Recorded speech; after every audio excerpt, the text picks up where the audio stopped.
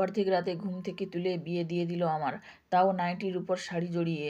আর নাকি সময় ছিল না, লগ্ন পার হয়ে যাচ্ছিল। সকালবেলা বাবার জন্য রান্না করে কলেজে যাব ভেবে রাতে শুয়েছিলাম। 2টোর সময় আমাদের এক প্রতিবেশী ঠেলে তুলে হেসে বলল, মানা তাড়াতাড়ি ওঠ, আর ঘুমাতে হবে না, তোর বিয়ে। সেই রাতেই আমার বিয়ে হলো মালদার গাজলে।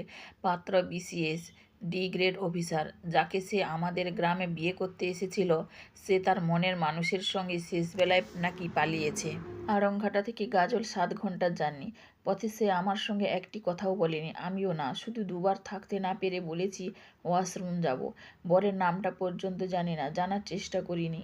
এখনও কেমন যেন ঘোরের মধ্যে আছি, যেন স্বপ্নের মধ্যে ভেসে বেড়াচ্ছি। কিছুই বিশ্বাস হচ্ছে না। লোকটা এতটাই সুন্দর, হ্যান্ডসাম, বারে বারে মনে হচ্ছিল গালটা টিপে দিই। ঠোঁট দুটো যেন ছাড়ানো কমলা লেবুর কোয়া, লাল টকটকে। যাকে বিয়ে করবে বলে বেচারা সেজেগুজে এসেছিল, স্বপ্ন দেখেছিল, মোবাইলে ঘন্টার পর ঘন্টা গল্প করেছিল, তাকে না পেয়ে সদ্য বিবাহিত পুরুষটি কেমন যেন দিশেহারা। এমনটা হবারই কথা যে কোনো ছেলেরই হতো। কেন জানি না মাঝে মাঝে আমার মায়া হতে লাগলো। আহারে, কাকে বিয়ে করতে গিয়ে কাকে বিয়ে করে মনমরা হয়ে ফিরছি। কদুবাড়ি মোড়ে এসে বর যেন আমার গা ঝাড়া দিয়ে উঠল। সাদা রঙের ইনোভা গাড়িটি রাস্তার একপাশে দাঁড় করিয়ে একটি ছেলেকে ডেকে রঙ্গ করে বলল, তুষার, বউটি কিন্তু ভারী সুন্দরী, ঘণ্টাখানেক ওয়েট করছি, ওকে সঙ্গে নিয়ে যা, বিউটি পার্লার থেকে সাজিয়ে দিয়ে যাবি, পেছনের গাড়িতে বোন আছে, ওকেও নিয়ে যা। ম্যাজিকের মতো কাজ হলো দেখলাম। 8-10 জন লোক ঘিরে ধরে আমাকে নিয়ে গেল বিউটি পার্লারে। আমাদের ফিরতে আধ ঘন্টা লেট হলো। ননত্রী আমার ভারী সুন্দরী এবং মিষ্টি, কি সুন্দর কথা বলে, কি অমায়িক ব্যবহার। সে খুঁটিয়ে খুঁটিয়ে সমস্ত দেখে শুনে তারপর পার্লার থেকে বের করলো। ফিরে দেখি বরটি সেভাবেই বসে আছে। বোনকে দেখে প্রায় চিৎকার করে বলল, কাকে আনলি রে তুবড়ি, এ তো স্বর্গের অপ্সরী। এই কমপ্লিমেন্ট যে আমার কি ভালো লাগলো বলে বোঝাতে পারবো না।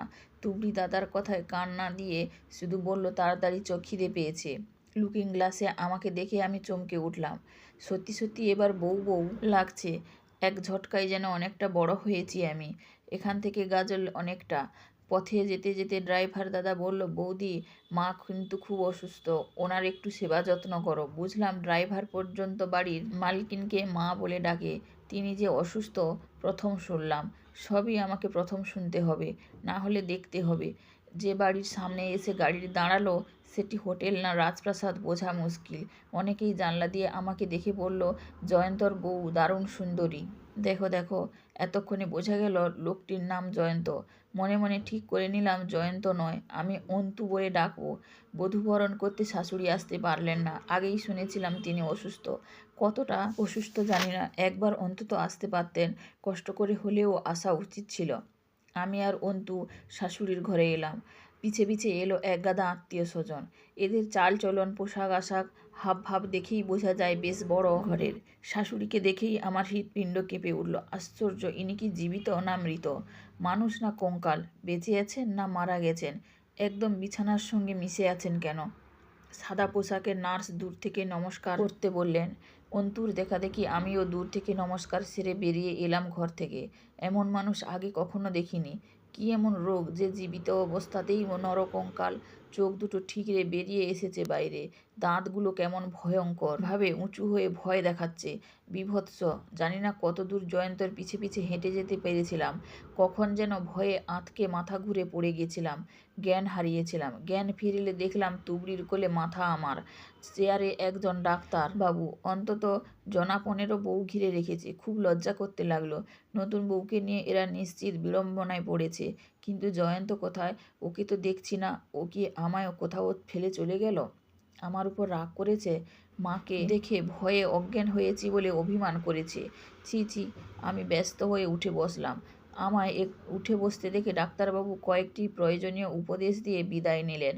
আমার চোখে মুখে যে জলের ঝাপটা দেয়া হয়েছিল তা তুবড়ি অত্যন্ত যত্ন করে মুছিয়ে দিল। তারপর বলল, কিরে, মাকে দেখে ভয় পেয়েছিলি? ভয় পাস না, মা খুব ভালো।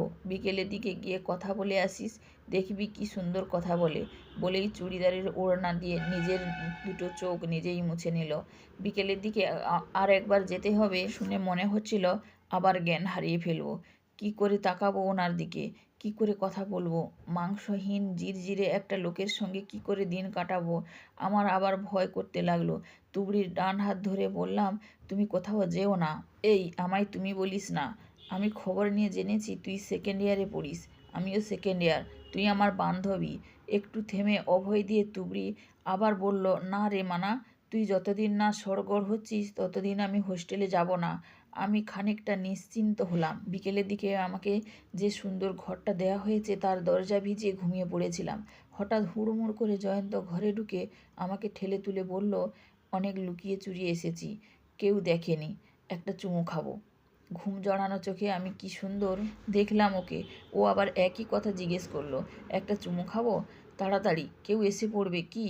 লজ্জায় মরে যাই। দিনে দুপুরে দরজা খোলা, লোকটার কি কাণ্ডজ্ঞান কম। হঠাৎ এলোই বা কোথা থেকে। ঠিক আছে, চলে যাচ্ছি। হঠাৎ জয়ন্ত কাচুমাচু হয়ে বলল, এবার আর কিছু না বললে হচ্ছে না দেখছি। ভয়ে ভয়ে বললাম, নিজের বউকে চুমু খাওয়ার জন্য পারমিশন নিতে হয়, দরজা খোলা রয়েছে যে। অতি দ্রুত দরজা বন্ধ করে দিয়ে তার দিকেও দ্রুত প্রায় দৌড়ে এসে ঠোঁটে একটা চুমু খেয়ে ফিরে গেল দরজার কাছে। আবার ফিরে এসে আরেকটি চুমু খেয়ে আবার ফিরে গেল।